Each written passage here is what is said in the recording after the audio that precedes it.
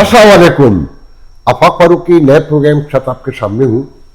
मौजूद यकीनन पाकिस्तान है और थोड़ा सा यहाँ का जिक्र भी कर लेंगे कि नोबेल ना मिलने पर वाइट हाउस का जो स्टाल अंगेज गुस्से का बयान है, स्टाल का लफ्ज़ तो गलत है, आई एम सॉरी, मगर ये कि बहुत ही गुस्से का नापसंदीदगी का इजहार किया है डोनाल्ड ट्रंप ने।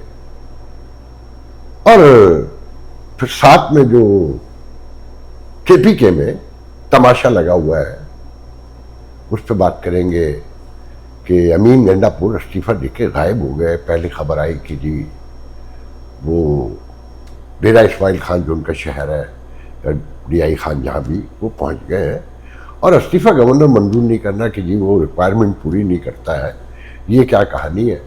और फिर वो साद रिजवी का फलस्तीन के लिए जंग के खात्मे पर जागना कि 17 लोग मारे जा चुके हैं अब तक और मुकाबला जारी है, यही मौजूआत है। फिर साथ में छोटी छोटी और गुफ्तगू करते जाएंगे। तो पहले बात करेंगे तहरीक अदम एतमाद आएगी या इस्तीफा मंजूर होगा। अब ये बताइए, लेकिन मैं तो पाकिस्तान को रियासत के तौर पे, जो रियासत का तस्वुर है यूनाइटेड नेशन में या दुनिया में जो रियासतें नज़र आती हैं, जो आज की इंटरनेशनल कवानीन की रोशनी में रियासत होती है, मैं पाकिस्तान को रियासत नहीं मानता, आई एम सॉरी। वो और ये बात आप जैसे जो मेरे कंटिन्यू व्यूअर हैं वो जानते हैं कि मैं सालों से ये बात कह रहा हूँ कि ये रियासत की किसी शर्त पर पूरी नहीं हो सकती। आप ये बताइए किसी रियासत में मुमकिन है कि एक रोज़ पहले किसी महज़ब रियासत में, एक डेमोक्रेटिक रियासत में, और जो इंटरनेशनल ट्रीटी की पाबंद हो, जो यूनाइटेड नेशन का हिस्सा हो और जो अपने आप को एक महज़ब रियासत तस्वुर करती हो, जो लोग ये बताती हो इंटरनेशनल फोरम पे कि हम एक पुरअमन सिविलाइज्ड रियासत है और एक आइडियल रियासत है और दुनिया के मुख्तलिफ इलाकों में होने वाली सियासी ज़्यादतियों पर आवाज़ बुलंद करती हो, उस रियासत के फौजी तर्जुमान सियासी गुफ्तगू करता हो और साफ कहता हो कि जो सूबे में तब्दीली होने जा रही है वो हमें मंजूर नहीं है और ये मुल्क को नुकसान पहुंचाएगी।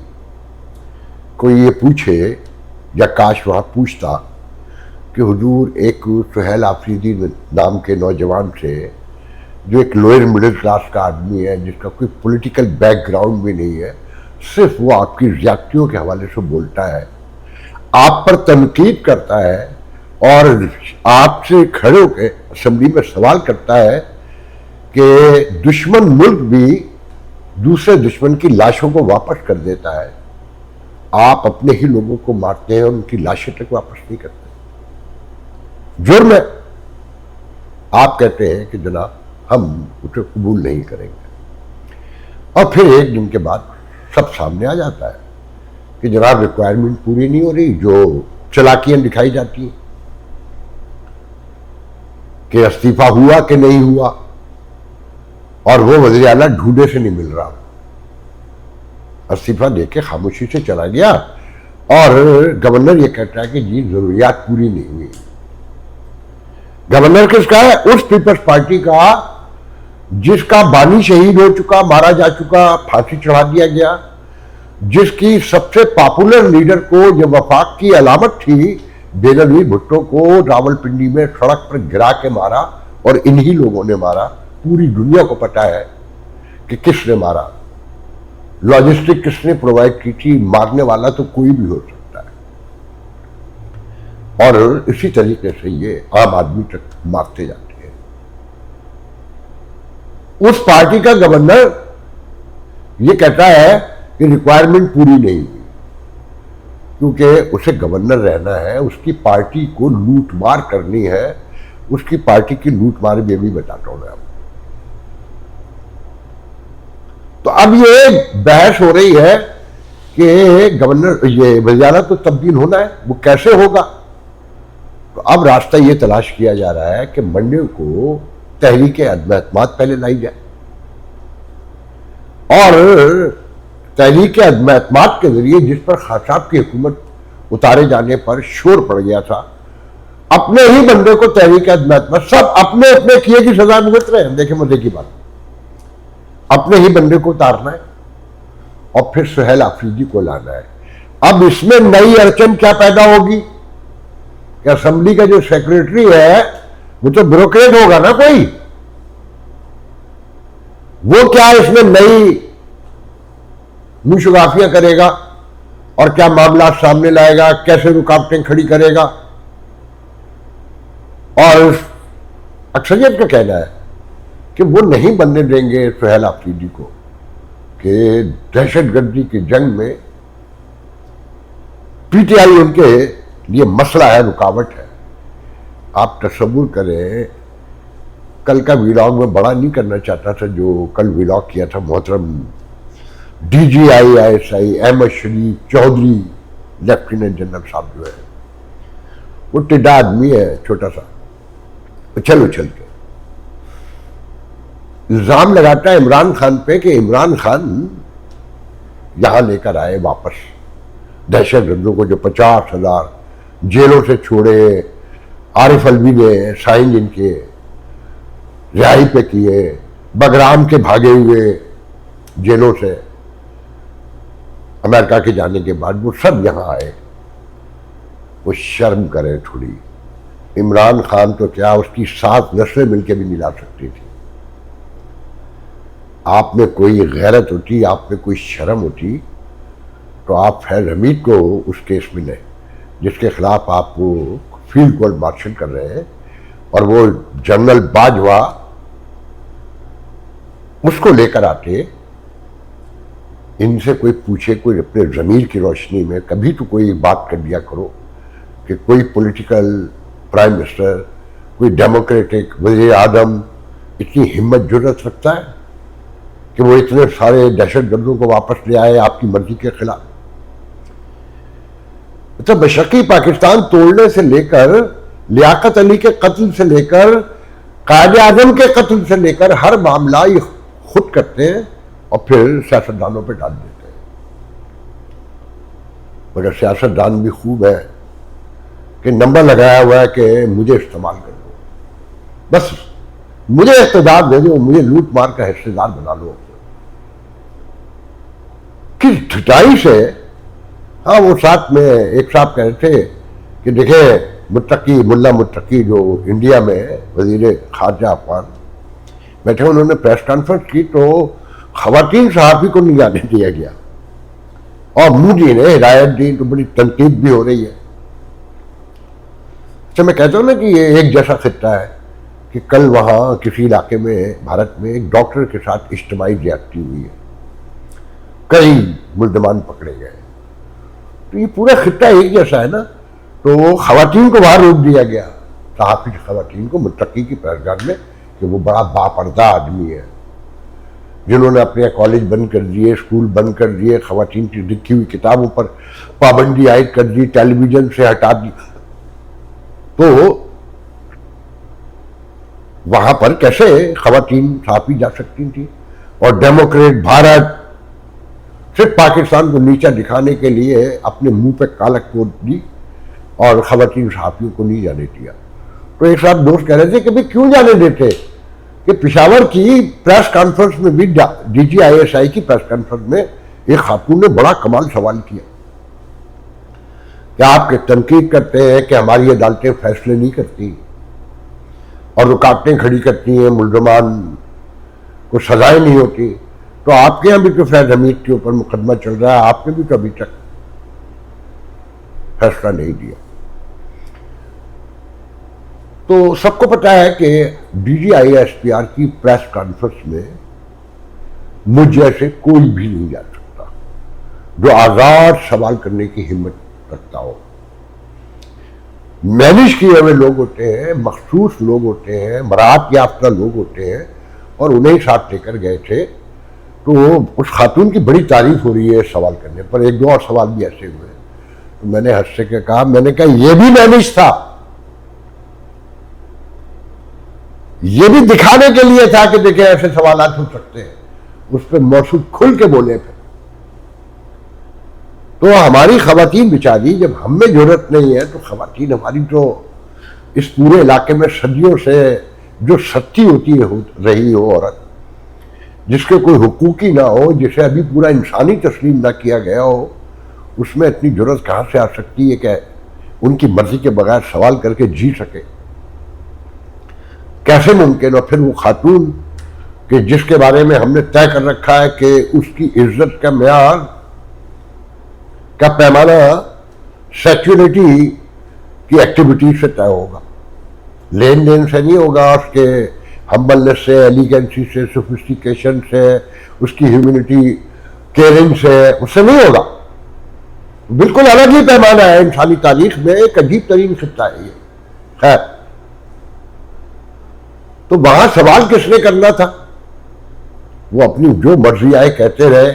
سب سے پہلے تو سوال یہ بنتا تھا کہ حضور آپ کو کیوں قابل قبول نہیں ہے؟ آپ کے سسٹم سے کیا لینا دینا؟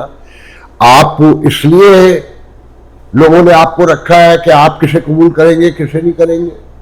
یا یہ آپ کے معاملات ہیں، یہ آپ کے ڈومین میں بھی آتا ہے؟ جو آئینی آپ کا کردار ہے اس میں آپ یہ جملہ ایسے اوپن بیٹھ کے بول سکتے ہو، جو گفتگو کر رہے ہیں یہ آپ کا کام ہے. مگر یہ ناممکنات میں سے ہے. تو اندازہ لگا لیں کہ سہیل آفریدی کے کتنے چانسز ہیں. بہت ہوگا تو گورنر راج لگا دیں گے، اکھاڑ لو، کیونکہ تم نے باہر تو نکلنا نہیں ہے. انہیں خوب پتہ ہے کہ باہر نہیں نکلنا ہے. اور جہاں تک فیض حمید کا تعلق ہے، اس میں جو چیزیں سامنے آ رہی ہے حیران کن ہے کہ 90 ڈیفینس منسٹر جو وٹنسز ہیں پیش کیے گئے، اس میں 2 تو ثابت ڈی جی آئی ISI ہے. انجم ملک جو لاسٹ تھے، نجیم انجم، جو بڑے ڈائی ہارٹ تھے اور جو خان صاحب پہ بڑی تنقید کرتے تھے، تو فیض حمید نے ان کا نام بھی پیش کیا ہے اور نوید مختار کا بھی پیش کیا ہے، جو مسلم لیگ کے خاص تصور ہوتے ہیں، جو فیض حمید سے پہلے، جو محترم جناب عاصم منیر سے پہلے تھے. اور تو اور خاقان عباسی کا نام بھی اپنی حمایت میں پیش کیا ہے کہ وہ میرے حق میں گواہی دیں گے، فیض حمید نے. اچھا، پھر آپ ظلم دیکھیں کہ یہ آپس کی لڑائی ہے تو فیلڈ کورٹ مارشل ہوا ہے نا. اس آدمی نے جتنے قتل کروائے، وہ کراچی کا نوجوان MNA MKM کا علی حسن آبدی، جو بھی اس کا نام تھا، کلفٹن کا لڑکا، صرف اس لیے قتل کروایا، اس لیے مروایا اسے کہ وہ جو ہاؤسنگ سوسائٹی جہاں اس نے بندے بھیج کے لوٹ مار کروائی، جواہرات لوٹے ان کے گھر سے، انہیں مارا پیٹا، ان سے قبضہ چاہتا تھا ہاؤسنگ سوسائٹی کا، کہ وہ ان کا دوست تھا اور اسمبلی میں کھڑے ہو کر اس نے تقریر کی تھی. اور جانے کتنے مرڈر کروائے. بلوچستان تو چراگاہ ہے نا، مقتل ہے ان کا، کہ جسے چاہو اٹھاؤ کے مار دو، اور جسے چاہو دہشت گرد بنا کے KPK میں مار دو، جسے چاہو کراچی میں مار دو. اب ایسے میں آپ خود سوچیں کہ یہ ملک چل سکتا ہے؟ اور حالات یہ ہے اس ریاست کے، جو میں نے بگننگ میں کہا کہ اب یہ ریاست نہیں ہے. یہ دیکھیں، یہ جو آپ کا پرنٹ الیکٹرانک میڈیا ہے، یہ تو ختم ہو گیا نا. یہ تو ٹرولر ہے اس تشدد، اس مقتل کا، کہ ان کے خیالات، ان کے بیانات، ان کی تعریف و توصیف، ان کی تشریحات بیان کرے گا. اب تو ولاگرز آ گئے اور کمال ولاگ ہو رہے ہیں. آج ہی ابھی ایک ولاگ دیکھا، 2 دیکھے جو بہت اہم تھے، کہ بتایا جاتا ہے کہ بلوچستان اسمبلی میں ایک وزیر ہے علی حسن بروہی، جو نواب شاہ کا رہائشی ہے، جو بس کنڈکٹر تھا. کراچی آ کر ایک بڑے خاندان، بہت بڑے خاندان تھے ان کے. اب نواب شاہ کو جوڑ لیجئے کہ ان کے کہنے پر کہیں وارڈ آفس بوائے لگا، پھر اس پر 16 کرمنل کیسز بنے، جس میں ناروے کے 3 شہریوں کو اغوا کروا کر کسی کے حوالے کرنے کا الزام بھی شامل ہے. 16 کرمنل کیسز. پھر زمینوں پر قبضے کی کہانی شروع ہوئی اور پھر اس خاندان سے لڑائی کی کہانی سامنے آئی, اپنا سسر مارا گیا, اور پھر اس ویڈیو میں دکھایا کہ وہ Asif Ali Zardari president of the Pakistan, اسلامی جمہوریہ پاکستان, ان کے ساتھ وہ نیچے اتر رہا ہے. پھر دکھایا کہ وہ بلوچستان اسمبلی میں حلف لے رہا ہے وزارت کا, اور اس سے حلف کی جو عبارت ہے وہ پڑھی نہیں جا رہی, بولی نہیں جا رہی. آپ کو آیا سمجھ, یہ ملک یہ ریاست کہلانے کے قابل ہے, اور پورے پاکستان کے ہر ادارے کو پتہ ہے, جو قانون انصاف میرٹ کے لیے کام کر رہے ہیں, جو آئین کے تابع کام کر رہے ہیں, انہیں سب کو معلوم ہے. اسی طریقے سے ایک اور ویڈیو میں کراچی سے بیٹھ کے لڑکا دکھا رہا ہے کہ ڈیفینس کے علاقے, کلفٹن کے علاقے میں 450 ایکڑ ڈیفینس پرپس کی جو زمین تھی, وہ ایک کمرشل پلاٹ میں, بہت لمبی ڈیٹیل ہے کہ کیسے تبدیل ہو گئی اور اس میں کون کون شامل ہے. اگر کہانیاں بیان کی جائیں نا, سب اوپن بیٹھ کر لڑکے ویڈیوز بنا رہے ہیں. اور اب تو لوگ یہ بھی سوال پوچھ رہے ہیں نا کہ جب کابل پر حملہ ہو جائے گا تو یہ بابر, غوری, میزائلوں کا کیا کرنا ہے, ان کے نام کیا رکھ لیں. تو اس پہ ایک صاحب نے کمنٹ کیا کہ ابھی تو آپ بابر و غوری پر بات کر رہے ہیں, آنے والے دنوں میں یہ سوال علامہ اقبال اور محمد علی جناح قائد اعظم پر بھی اٹھنے جا رہے ہیں. یہی باتیں ہونی ان کے حوالے سے بھی کہ ان کا کیا کرنا ہے. تو آنے والے دن جو ہے وہ میرے ایک نجومی دوست ہے پاکستان میں, انور فراز, بہت نامور پامسٹ ہے, کبھی نوائے وقت میں لکھا بھی کرتے تھے, شاعر ہیں, ادیب ہیں, بہت اچھے رائٹر ہیں, زرگزشت کے ایڈیٹر رہے, پاکیزہ کو اور مختلف ڈائجسٹوں کو ایڈٹ کرتے رہے. تو انہوں نے پوسٹ لگائی ہے کہ اکتوبر کا آخری اور نومبر کا پہلا ہفتہ دھماکہ خیز ثابت ہو سکتے ہیں. ہم آپ کو یہ روز بتا رہے ہیں کہ آج 49 دن رہ گئے, یہ دن بڑے خطرناک ہیں, اور یہ افغانستان پہ حملے سے لے کر یہ سعد رفیق لوٹنے کا جو مارچ ہے, ان سب کی کڑیاں ایک ہے کہ ودن ادارہ بہت دباؤ ہے. پوچھے کیوں؟ وہ میجر سپتین حیدر جو تیرا کے علاقے میں یا کہیں شہید ہوا ہے, بخدا بتا رہا ہوں, آنکھوں میں آنسو آ گئے. اس کا کڑیل جوان دکھتا باپ, 6.25 فٹ قد, تدفین کے موقع پر بیٹھے سے گرتے ہوئے دکھایا گیا ہے, اور اسے لوگ سہارا دے کر بٹھا رہے ہیں, اور اس کے ہونٹ کپ کپا رہے ہیں وحشت سے. اس کے چہرے پر ایسا ہے جیسے زلزلہ آیا ہوا ہے. میرا جی کرتا ہے کہ عاصم منیر کو, اس احمد شریف چودھری کو, اور یہ جتنے بڑے جنرل کرنل ہیں, ان سے کہیں کہ اپنے بیٹے بھیجیں نا, جو امریکہ میں اور یورپ میں ہم دنیا کے مختلف مقاموں علاقوں میں عیش کر رہے ہیں, کہ وہاں نوجوان بچے مارے جا رہے ہیں, اور جو دوسری طرف سے مارے جا رہے ہیں ان کے بارے میں تو پتہ ہی نہیں ہے, انہیں تو خوارج کہہ کے ختم کر رہے ہیں. اور آپ مسلسل یہ کہیں کہ مارو. 20 سال سے زیادہ ہو گئے مارتے ہوئے, کہاں پہنچے آپ, کیا انجام نکلا؟ جب تک یہ لوٹ مار جاری ہے, غبن جاری ہے, $17 بلین کی تو ڈائریکٹ سبسڈی لے کر کھا جاتی ہے اشرافیہ. $17 بلین, 1 بلین 280 ارب روپے کا ہوتا ہے, ضرب لے لیجیے. اور پھر جو ریاستی سطح پر اداروں کو کنٹرول کر کے لوٹ مار ہے, اس کا حساب لگائیے تو چکر آ جاتے ہیں. اگر اس کو کوئی ریاست کہتا ہے تو وہ اپنے آپ کو دھوکہ دیتا ہے, خوف میں کہتا ہے, مجبوری میں کہتا ہے, اور اس فوج کی جو حمایت کرتا ہے وہ محب وطن نہیں ہے, وہ غدار ہے. اور ان کا شور کیا ہے, آپ کو مجھے کہنے دیجئے کہ جنگ میں ایئر فورس نے کردار کیا, اس کی تعریف کرنی چاہیے. مگر اب اس حوالے سے جب انڈیا کے جہاز, بھارت کے جہاز جو ہے سندھ کے علاقے میں گھوم رہے ہیں, فوج ڈپلائمنٹ ہو رہی ہے, اور نئی کہانی آ رہی, تو ریلیں جاری کی جا رہی ہے کہ اب کی 6 نہیں 60 گرائیں گے. ایئر فورس کو دباؤ میں لیا جا رہا ہے, نفسیاتی مریض بنایا جا رہا ہے, ان سے امیدیں اس حد تک لے جائی جا رہی ہے جو کبھی کرکٹ کی ٹیم سے لے جائی جاتی تھی کہ وہ ڈپریشن میں مر جائے لڑکے کہ اگر ہم نے یہ نہیں کیا تو ہمارا کیا ہوگا, اور ہم دنیا کو, پاکستان کی عوام کو کیسے پیش کریں گے. تو اب ریلے بنا رہے ہیں جیسے بھارت نہیں ہے, نیپال سے لڑنے جا رہے ہیں.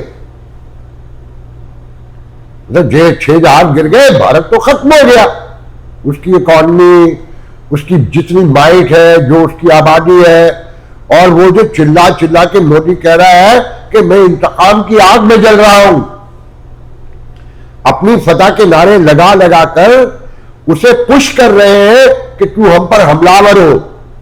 میں نے کل بھی اپنے ولاگ میں کہا تھا, یا کل شکیل چودھری صاحب کے ساتھ میں نے ولاگ کیا ہے, اس میں کہا تھا کہ مجھے لگتا ہے کہ انہوں نے پاکستان توڑنے کا فیصلہ کر لیا ہے. شاید یہ چاہتے ہیں حملہ ہو اور قبضہ ہو, کہ بھارت بھی کیا چاہے گا, سندھ ہی لینا چاہے گا نا, کراچی, حیدرآباد اور جو راجستھان کے علاقے ہیں, اسے پنجاب سے کوئی غرض نہیں ہے, میرا نہیں خیال ہے.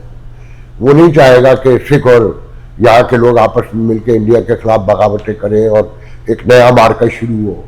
کے پی کے اسے پتہ ہے متنازع ہو چکا ہے, اسے معلوم ہے بلوچستان امریکہ چین سے لے کر افغانستان, اور افغانستان سے لے کر جانے کس کس کا انٹرسٹ ہے, ایران اور عمان سے لے کر, ایک کہانی ہے لمبی چوڑی. تو یہ خود چاہتے ہیں, آپ کی عقل کام کرتی ہے کہ آپ روز فتح مبین کے نعرے لگائیں اتنی بڑی مائٹ کے خلاف, ٹھیک ہے ہو گیا, آپ جیت گئے, چلے ہم یہ بھی مان لیتے ہیں. اور پھر آپ نے کنونشنل وار تو کوئی نہیں لڑی ابھی تک, زمین پہ تو کوئی لڑائی نہیں ہوئی. آپ 1.5 دن نہیں لڑ سکتے جو آپ کی اکانومی ہے. آپ یہ دیکھیں کہ ایک طرف ایئر فورس کو نفسیاتی مریض بنایا جا رہا ہے, تو دوسری طرف خوشخبریاں سنائی جا رہی ہیں کہ خوشخبری دے رہے ہیں, بریکنگ خبر دے رہے ہیں کہ سیاچن پاکستان کے قبضے میں آنے والا ہے. سمجھ جاؤ چائنا اور پاکستان اور انڈیا فارغ.